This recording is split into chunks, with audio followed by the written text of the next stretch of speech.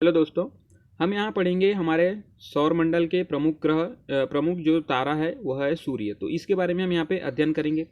आपको जैसे पता होगा कि सूर्य भी एक प्रमुख तारा ही है, ठीक है। और इसके अंतर्गत विभिन्न प्रकार के इसके ग्रह हैं जो कि इसकी चारों ओर परिक्रमा करते हैं, जो कि पूरा का पूरा जो इसका परिमंडल है वह सौरमंडल कहलाता है। तो इसी के बारे में हम सूर्य के बारे में यहाँ पे जानेंगे। तो जो सूर्य है वह सौरमंडल का जनक है, क्योंकि सूर्य के होने से ही यहाँ पे सारे ग्रह इसके नज़दीक आसपास यहाँ पे इसके चक्कर लगाते रहते हैं। और यह प्रमुख ऊर्जा का भी स्रोत है। सारे ग्रहों को ऊर्जा सूर्य से ही प्राप्त होती है। हमारे पृथ्वी को भी ऊर्जा सूर्य से ही प्राप्त होती है, ठीक है। सूर्य का जो घूर्णन है वह पूर्व से पश्चिम दिशा की ओर होती है। यहाँ पे आप देख सकते हैं ये जो पूर्व दिशा और पश्चिम दिशा, तो जो पृथ्वी का जो घूर्णन है पश्चिम से पूर्व होता है, परंतु घूर्णन सूर्य का देखें तो वह पूर्व से पश्चिम होता है, ठीक है। इसीलिए हमें पृथ्वी पे जो सूर्योदय है वो पूर्व दिशा में दिखाई देती है। वर्तमान आयु देखें अगर सूर्य की, तो वह 4.7 अरब वर्ष है, अर्थात 4.7 अरब वर्ष पहले सूर्य का निर्माण हुआ था। अगर पूरी आयु देखें तो इसका जो आयु है 10 अरब वर्ष तक यह रहने वाला है, ठीक है। इसमें संगठन देखें गैसों का, तो हाइड्रोजन 71%, जो हाइड्रोजन ही सूर्य में परिवर्तित होकर हीलियम में परिवर्तन होता है, ठीक है। हीलियम 26.5% और अन्य गैसें जो हैं 2.5% है। गैलीलियो महोदय ने बताया था कि सूर्य भी परिभ्रमण करता है, और परिभ्रमण किसकी करता है, यह जो मंदाकिनी जहाँ पे सूर्य स्थित है, ठीक है, एक निहारिका है मंदाकिनी, तो इसके केंद्र का यह परिभ्रमण करता है, जो कि एक परिक्रमण इसका 25 करोड़ वर्षों में पूरा होता है। अब हम सूर्य के विभिन्न भाग देखते हैं, ठीक है। सूर्य का यहाँ पे चित्र के द्वारा दर्शाया गया है। तो जो सूर्य का सबसे बाहरी भाग होता है, जहाँ पे प्रकाश के द्वारा जहाँ से प्रकाश का जो पारगमन होता है वो वर्णमंडल कहलाता है, जो कि हमें चमकदार हिस्सा दिखाई देता है, ठीक है। उसके बाद वाला जो अंदर का हिस्सा है वो प्रकाश मंडल कहलाता है, जहाँ पे प्रकाश की उत्पत्ति होती है। उसके अंदर का जो भाग है संवहनीय मेखला कहलाता है, ठीक है। नेक्स्ट जो भाग है उसका विकिरण मेखला कहलाता है, जहाँ पे विकिरण उत्पन्न होती है, और जो पृथ्वी पे जो यहाँ पे इसके द्वारा विकिरण आती है, तो ये विकिरण मेखला से ही उत्पन्न होती है, ठीक है। सूर्य का जो केंद्रीय भाग है वो क्रोड कहलाता है, जहाँ पे हाइड्रोजन का हीलियम में संलयन चलते रहता है, ठीक है।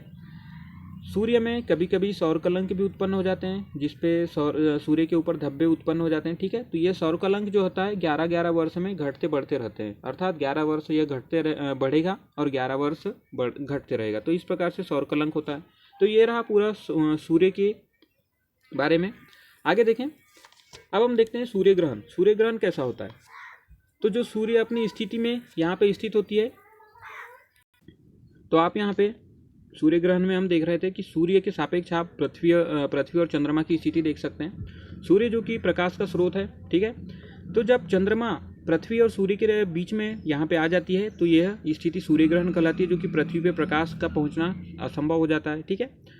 आप देख सकते हैं सूर्य से निकलने वाली जो प्रकाश की किरणें हैं वह चंद्रमा के द्वारा यहाँ पर रोक दी जाती है, और जो छोटी छोटी जो या कुछ बची हुई जो किरणें हैं जो कि चंद्रमा से टकरा के पृथ्वी में पहुँचती है, तो इस प्रकार से हमें यहाँ पे इस सूर्य का जो बाह्य भाग है वह दिखाई देता है। तो इस भाग को हम कोरोना कहते हैं, ठीक है, जो कि सूर्य ग्रहण के समय ही दिखाई देता है। तो ये रही सूर्य ग्रहण से संबंधित बातें। पृथ्वी से दूरी देखें सूर्य की, तो अधिकतम जो दूरी है यहाँ पे आप इस प्रकार से देख सकते हैं। जो अधिकतम दूरी है तो इस समय अपसौर की स्थिति कहते हैं, जब सूर्य जो सूर्य से पृथ्वी अधिक दूरी पे रहती है, तो इस समय जो दूरी होती है 15.20 करोड़ किलोमीटर यहाँ पे दूरी होती है। न्यूनतम दूरी देखें जिसे उपसौर भी कहा जाता है। अगर पृथ्वी चंद्रमा, मान लीजिए चंद्रमा इस ओर आ जाता है और पृथ्वी इसके स्थान पे चला जाता है, तो यहाँ पे एक न्यूनतम दूरी का जो सिद्धांत या न्यूनतम दूरी यहाँ पे हो जाती है सूर्य के बीच और पृथ्वी के बीच में, तो इसे उपसौर की स्थिति कहते हैं। और इस समय जो दूरी है 14.80 करोड़ किलोमीटर यहाँ पे होती है, ठीक है। सूर्य के बारे में जानने के लिए मानव ने विभिन्न प्रकार के जो अभियान भेजे हैं, ठीक है, जिन्हें कृत्रिम मिशन भी कहा गया, कृत्रिम उपग्रह, ठीक है। तो stereo mission, Aditya mission, solar Parker probe, Eclipse observer, genesis spacecraft, तो ये विभिन्न जो है स्पेस में अभियान भेजे गए हैं सूर्य के बारे में जानकारी प्राप्त करने के लिए। सूर्य का जो द्रव्यमान है हमारी पृथ्वी से 3,32,000 गुना अधिक है। तो आप समझ सकते हैं कि हमारे जो पृथ्वी है इससे कितना बड़ा है सूर्य।